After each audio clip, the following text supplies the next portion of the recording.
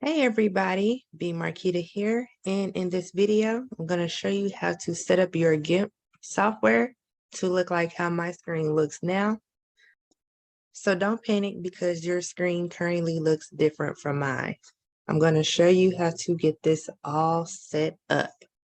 So you might be seeing these floating windows on your screen. If you click on them, you can move them around. That's how you know they're floating. What we need to do first is to just click that X in the corner of each of those windows that are on your screen to close them out. So you want to do that for every window that's there so that you leave a blank screen like this one.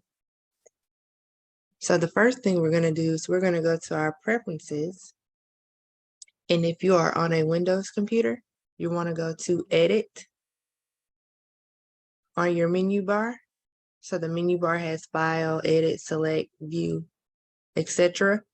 So from that menu bar, you want to go to Edit, go to the bottom, click on Preferences. And if you are on a Mac operating system, you just want to click on where it says GIMP in that top left corner of your screen, and then click on Preferences from there. So you're going to get a pop-up that's like this one. So you want to scroll down this left-hand column and go down to Interface. And everything that we're going to change is going to be a sub-menu of Interface. So if you don't see any of these, that means you need to expand this option. So you may see a plus symbol next to the word interface. Click on that plus to expand it. So the first thing we want to do is click on theme below interface.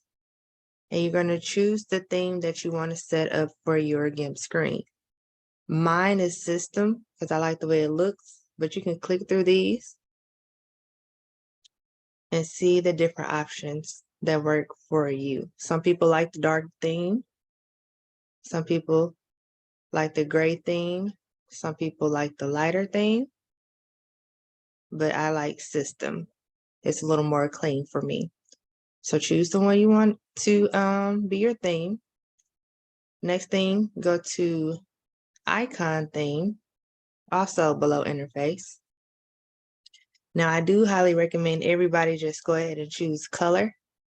And that's going to change the color of all the icons in your GIMP screen. But if you click on it, you can see the different options.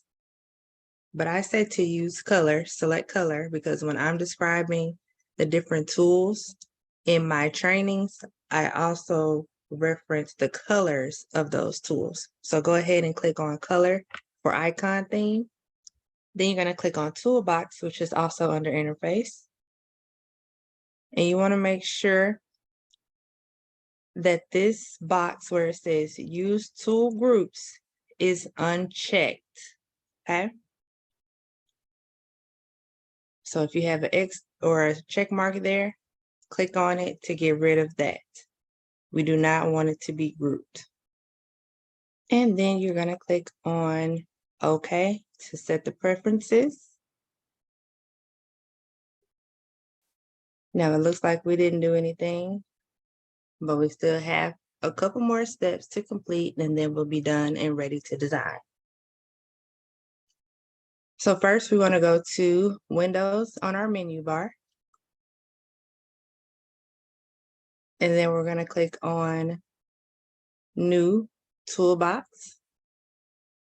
So then you'll see a pop-up with all of the tools that are in the toolbox. And you can see everything is colored because we selected the icon theme for color.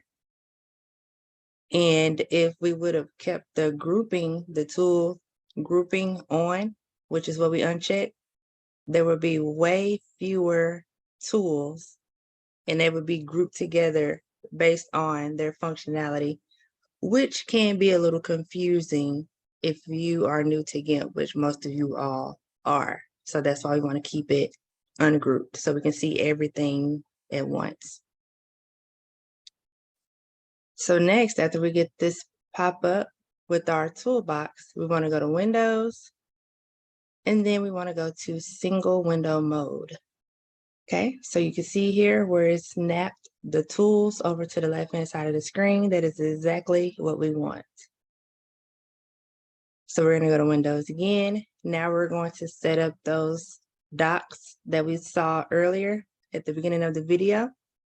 So we're going to set up our layers doc and our document history doc, and both of those are going to be on the same side. So to do that, we're going to go to Windows again from our menu bar, go to dockable dialogs, and then we're going to go to tool options. So that popped up over here. And the next thing we want to do is add more tabs.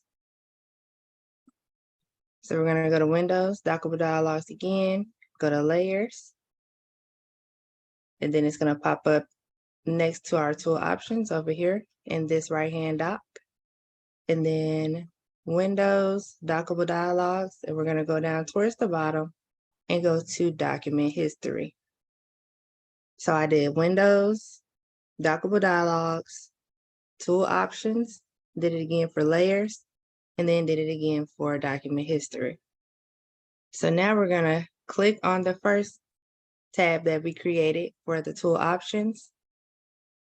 And then we're going to click and drag it over because we want it to be below our toolbox, because this correlates with our toolbox. So whenever we click on an icon here, the sub menu or the tool options for that tool are going to change accordingly. But we want them to be on the same side.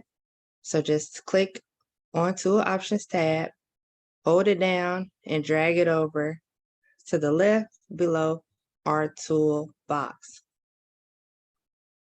So you see if we click on anything else, how it all starts to change.